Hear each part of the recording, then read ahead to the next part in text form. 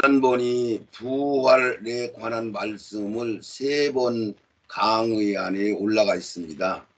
3번 강의안 중에 이제 지금 4번째 이제 강의를 시작하는 건데, 4번째 강의는 이 부활에 관한 것이 정리가 되지면은 성경이 엄청난 분량들이 열리게 돼 있어요, 목사님. 아멘. 근데 지금은 내가 자꾸 정동수 목사님을 자꾸 거론을 하는데, 그분이 상당한 지명도도 있고 지식도 아주 공학도를 나와서 대단한 박사 학위과정 가지신 분이고, 그분은 영적인 관계도 보면은 좌로우로 치우치지 않고 상당히 애국심도 있으시고 중도를 걸어가는 그런 분이신데도 부활이 3번, 4번 막 이런 식으로 얘기하면서, 특히 환란 전에, 그러니까 7년이라는 환란 전에 부활이 된다, 우리는 안심하다, 뭐 이런 얘기를 막 강의를 하니까 엄청난 악 영향을 끼치는 거죠.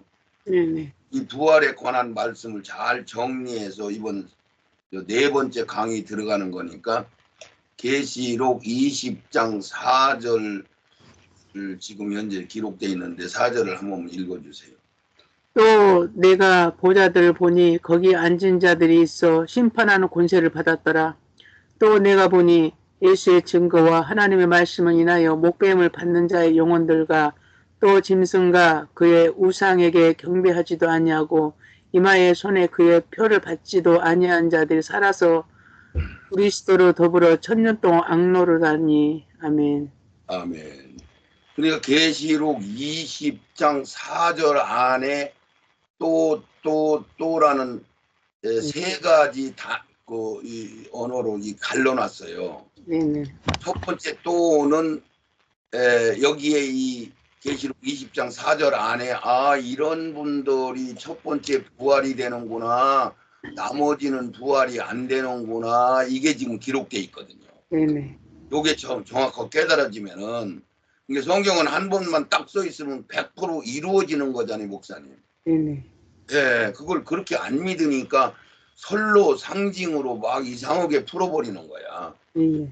그리고 목사님 여기서 기억해야 되는 거는, 부활이라고 하는 것은 거기에 이것이 이리 올라와라, 뭐 계시록 4장 1절에도 보면은 그것을 부활로 치는데 교회가 올라오라고 했다고 막 이런 식으로 얘기하는데, 거기에 명확하게 부활에 관한 얘기가 거기 진짜, 그러면 거기 앞뒤 문맥을 읽으면 이게 부활에 관한 얘기를 하는 거지 무슨 얘기를 하는 건지 정확하게 분별이 가게 돼 있거든요.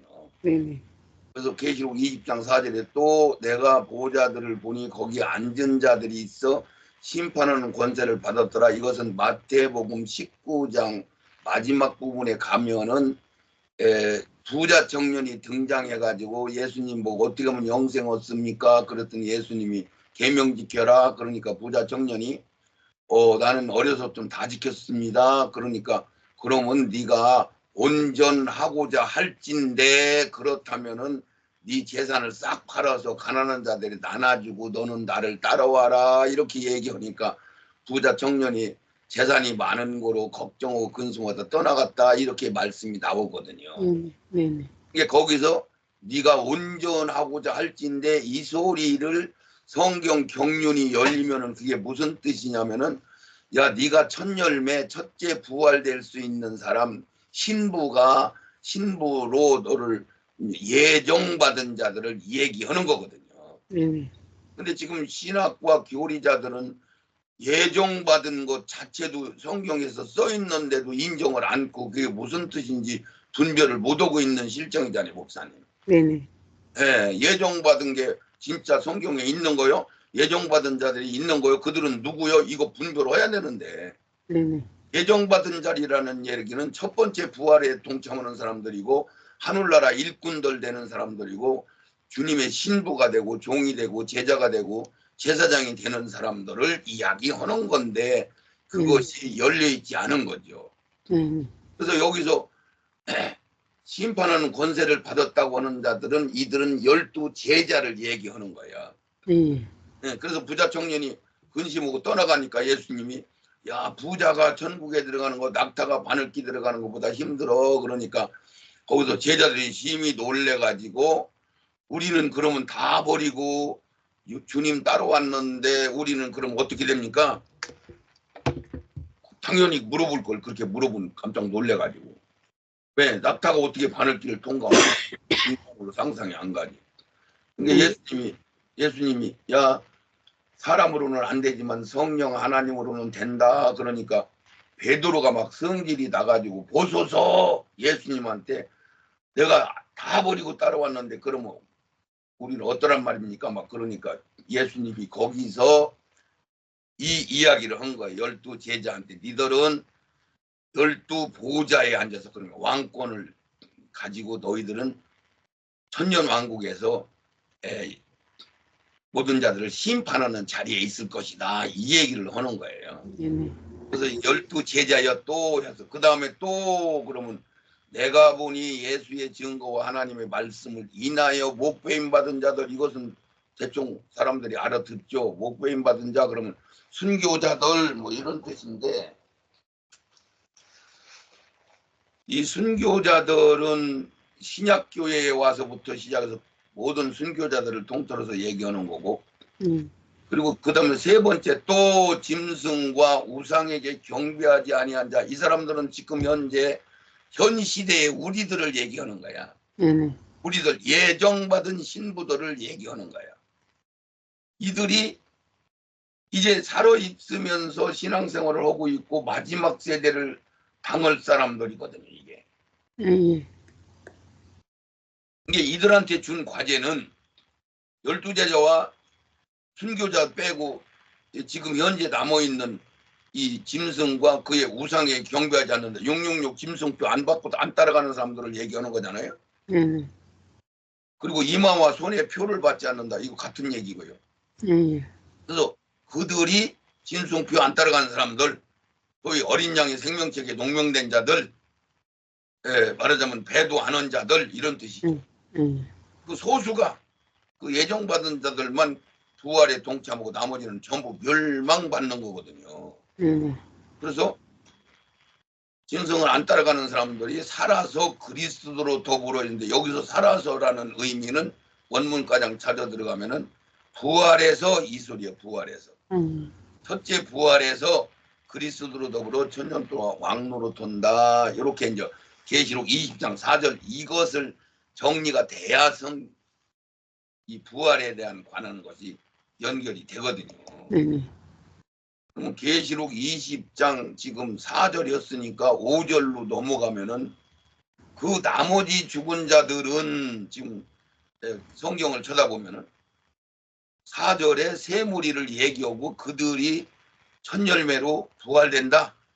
그러면서 그 나머지 그러면 이게 누구냐면은 낙원에 있는 일반 백성들 흰옷 입은 자들 예정받은 자들이 아닌 일반 백성들 신앙생활 잘하고 낙원에서 영원히 쉬고 있는 무리들도 있고 여기 한편강도도 있고 거기에 부끄러운 구원 받은 사람도 있고 불타고 소금만 입은 자들도 있고 그런 사람들은 예수 믿은 공로 때문에 낙원에는 가 있지만은 그들은 신앙생활을 못 했잖아요. 목사님. 왜? 그들은 운명 직전에 예수 믿을 시간이 없었어. 한편강도도 예수 믿지 못하고 그날 믿자마자 죽었잖아요. 한편강도도. 이런 사람들이 다시 태어나서 예수 믿을 수 있는 기간을 얻는다는 얘기는 천년왕국에 다시 태어난다 이런 얘기가 되는 거예요. 목사님.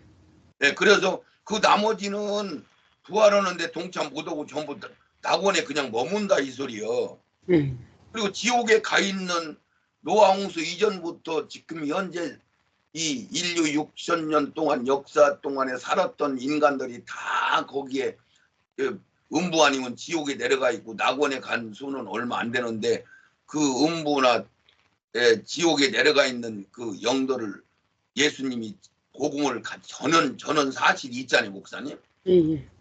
그래서 그들은 그냥 땅속에 그냥 있는 거예요. 지옥에 그냥 있는 거예요. 음부에 그냥 있는 거예요. 낙원에 그냥 있덕기. 첫 열매들만 부활에 동참하는 거지. 목사님. 이런 것들이 분별이 안 가니까 부활에 관한 얘기를 성경에 써 있는데도 모르는 거야. 그래서 그 나머지 죽은 자들은 그러면 지옥, 낙원, 몽땅 이런 사람들은 심판에 참여를 해요, 안 해요? 않잖아요, 목사님. 그러니까 재림 심판 때는 부분 심판만 하는 거예요, 목사님. 예, 예, 예. 예, 그리고 이 세상 다음 끝나고 천년왕국 끄트머리 가서 모든 것을 다 심판하니까 죽은 자나 산 자나 다 부활시켜갖고 염소 때 양떼로 모여가지고 최종 심판을 받잖아요, 목사님. 네네. 근데 이 세상 재림 심판 때는 이 땅에 살아남아 있는 자들만 심판받는 거예요. 이걸 지금 교회가 모르고 있잖아요. 예. 왜? 천년왕국을 없애버렸기 때문에 천년왕국의 끄트머리 심판하는 것을 이 세상 심판으로 알고 해석을 잘못하니까 성경이 제대로 열리지를 못하는 거예요. 예. 그래서 그 나머지는 천열매들 빼고 아까 세물이 빼고 계시록 20장 4절에 세물이 또 12제자 순교자 마지막 시대에 666 짐승표 안 받고 따라간 신앙 절개 지킨 사람들 이 세물이 빼놓고는 몽땅 낙원에 그냥 있고 음부에 그냥 있고 그냥 머물러 있고 이 세상 살아있는 악들만 심판을 하고 끝내는 거예요. 이 세상은. 예, 그래서 천년이 살지 자기가장 살지 못하더라 이 얘기는 부활하지 못하더라 이 소리요. 예. 그래서 이런 것들이 분별이 가야 부활에 관한 말씀이 열리는 거죠. 그러면 9번째로 하고 한번 밑에 가장 한번 읽어줘 보세요. 첫째 부활의 순차적 상황들과 증표를 기록된 성경으로 살펴본다. 고린도전서 15장 44절 육의 몸으로 신고 신령한 몸으로 다시 사나니 육의 몸이 있는즉 또 신령한 몸이 있느니라. 아멘. 아멘. 지금부터 부활의 순서를 말씀을 드리려고 하는 건데 고린도전서 15장 4절에 육의 몸으로 신고 신령한 몸으로 다시 산다 이 얘기는 너희들 몸과 혼과 영을 보존하라. 그러니까 영혼은 우리가 인간으로 살다가 육을 벗고 목숨이 끊어져서 죽으면은 영혼은 같이 다니잖아요, 목사님. 네네. 영혼은 떨어지는 거예요. 같이 붙어 있는 거예요. 같이 붙어 있어요. 분리는 돼. 영과 혼은 따로따로 있지만은 영혼은 항상 같이 있어서 낙원에도 영혼만 들어가는 거고 지옥에도 영혼, 음부에도 영혼만 들어가는 거야. 지금까지 인류 모든 인간들이 땅 속에 다 무덤 속에 그냥 있잖아요. 부활된 사람은 한 명이라도 있어요, 없어요? 없어요. 없어요. 아직은 아브라함도 뭐 모세도 누구도 아직은 부활이 안 됐고 마지막 때 우리하고 같이 부활되는 것을 알고 있어야 돼요. 그래서 고린도전서 14장 19절에 육의 몸을 신고 신령한 몸으로 다시 산다. 그 얘기는 우리가 육신을 입고 있는 동안 생명을 채우면은 우리가 영적인 몸으로 부활되는데 영과 혼과 육이 같이 부활되는데 육은 썩을 것이 썩지 않을 것으로 죽을 것이 죽지 않은 상태로 하늘나라 걸로 채워지는데 모양새만 내가 한 30세로 건강했을 때 그 모습으로 부활이 되는 거죠. 예수님이 부활은 예수님을 많은 사람들이 보았잖아요, 목사님. 그런 거랑 똑같은 거예요. 부활체로. 그래서 육신의 몸이 있는 즉 신령한 몸이 있다. 그래서 몸도 부활이 되는 거예요, 목사님. 이렇게 해서 다음 순서를 보면은 고린도전서 15장 50절, 54절까지 쭉 읽을 거니까 한번 50절, 51절 한번 읽어주세요. 형제들아 내가 이것을 말하노니 혈과 육은 하나님 나라를 유업으로 받을 수 없고 또한 썩은 것은 썩지 아니한 것을 유업으로 받지 못하느니라. 보라 내가 너에게 비밀을 말하노니 우리가 다 잠잘 것이 아니요 마지막 나팔의 순식간에 호련히 다 변화하리니. 아멘.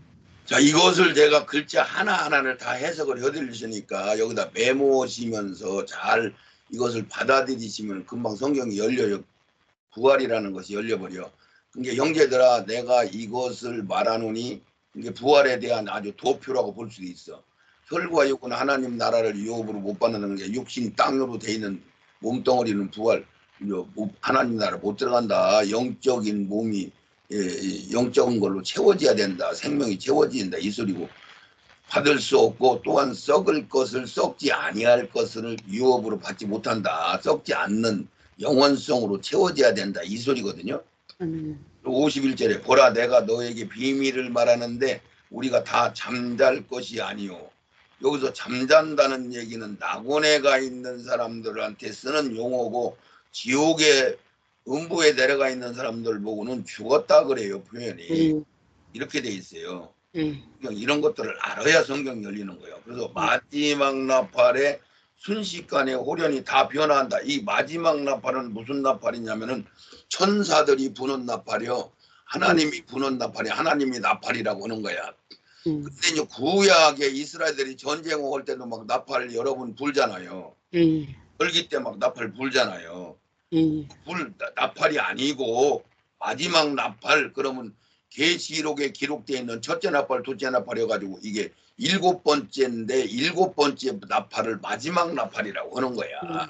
예, 예, 계시록에 기록된 7번째 부는 나팔, 그것은 절기로 따지면 나팔절 때 부는 나팔을 얘기하는 거예요.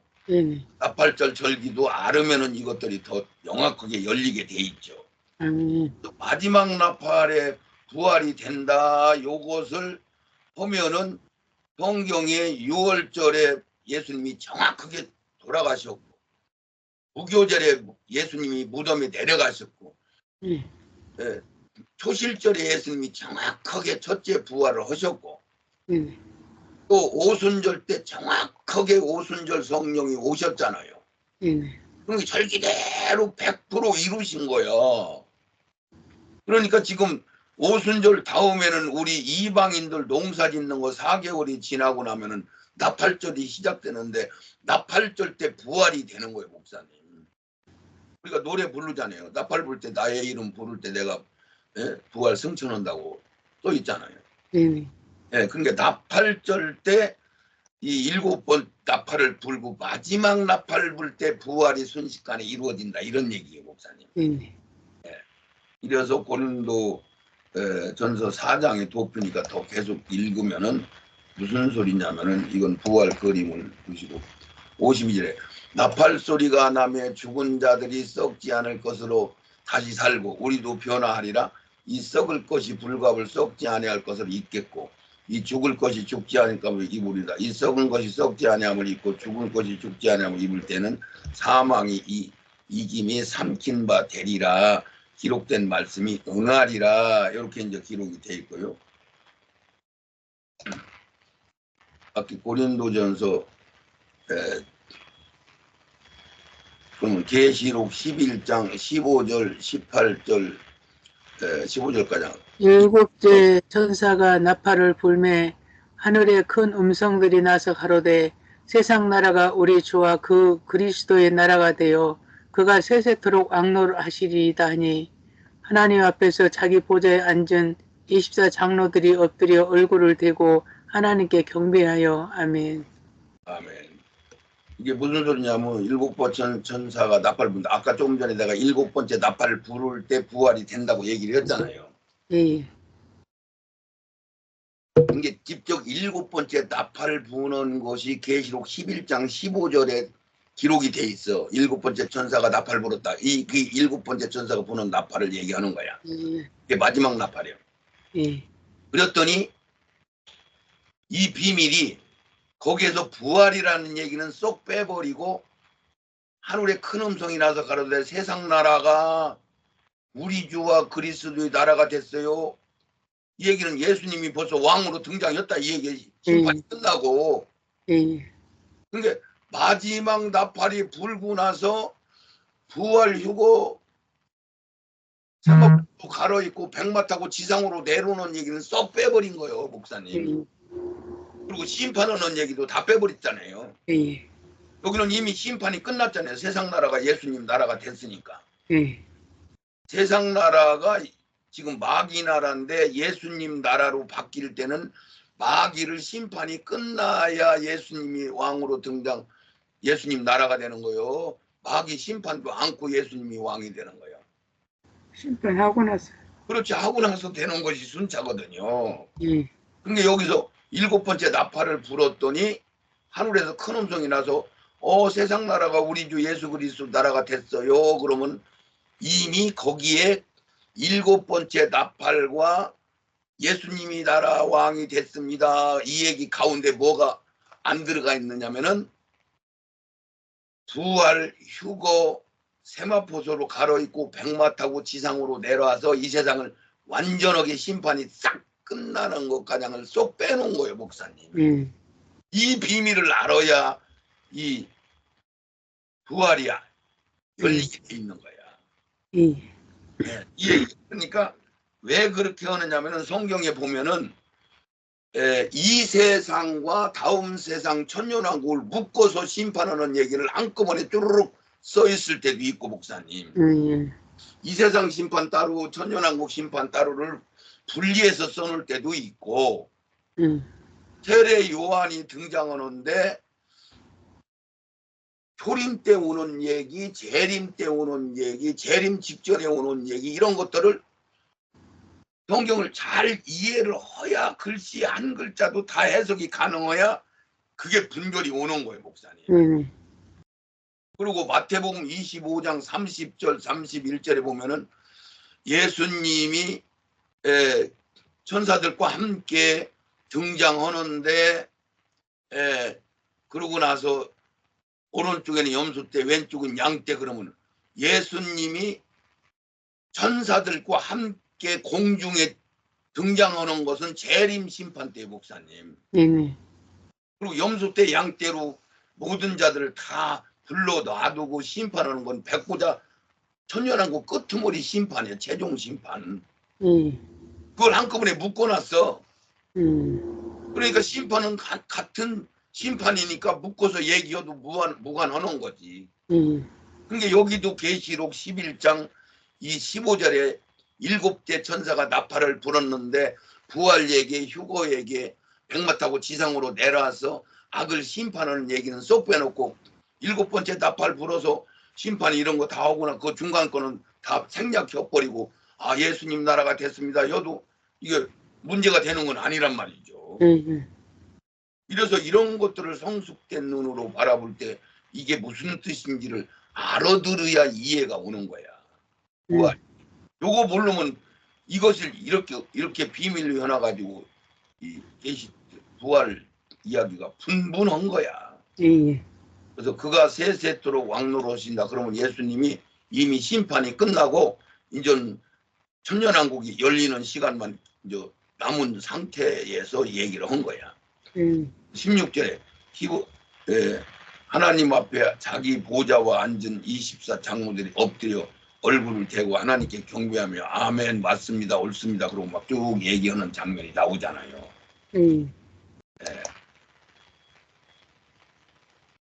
자, 안 넘어갔나? 자, 17절 18절 같이 읽을게요. 가로되 감사하옵나니 옛적에도 계시고 지방도 계시고 주 하나님 곧 전능하시니여 친히 권능을 잡으시고 왕노릇하시도다. 아까 이제 그 이어서 11장 15절 16절 17절 18절까지 읽은 건데 이게 이제 15장은 16장이 마지막 대접재앙 최종 이 세상 심판하는 장면이 나오기 직전에 리허설로 등장한 말씀이거든요, 이게. 그래서 이방인들이 분노하며 주의 진노가 임하여 죽은 자들을 심판하며 종 선지자들과 성도들과 물은대수하고 주의 이름을 경외하는 자들에게 상 주시며 또 땅을 망하게 하는 자들을 멸망시킬 때소이다 하더라. 그런 게 이건 재림 심판을 얘기하시는 거야. 근데 이제 7번째가 나팔을 불고 났는데 예수님 나라가 됐습니다. 그러고 여기서는 17절 18절은 씁니다. 예수님이 그런 일을 하시는 게 맞습니다. 그리고 18절은 다시 심판해야 맞습니다. 그리고 얘기를 하잖아요. 그래서 계시록은 1절 다르고 2절 다르고 3절 다르고 4절 다르고 따로따로 다 그림을 퍼즐을 맞춰야 이해가 가는 거야. 순서대로 안 썼을 때 목사님 계시록은요. 이거를 명심해야 성경이 열리는 거야. 자, 그러면 여기서 우리가 요한복음 6장에 중요한 말씀이 써 있으니까 한번 쭉. 내 아버지의 뜻은 아들을 보고 믿는 자마다 영생을 얻는 이것이니 마지막 날에 내가 이를 다시 살리려 하시니이다. 자, 여기 이것만 해석해 봐도요. 이 문자를 그대로 액면 그대로 해석을 원문가장 해석을 하면은 정확하게 예수님이 직접 내 아버지의 뜻을 아들을 보고 믿는 자마다 영생을 얻는 것인데 마지막 날에 내가 이를 다시 살린다고 그래. 마지막 날에 부활시킨다고 여기 정확하게 써 있어요, 안 써 있어요? 예. 써져 네, 있어. 이런 말씀들이 여기 살린다 그러는 게 부활이라는 생각을 못 하는 거예요.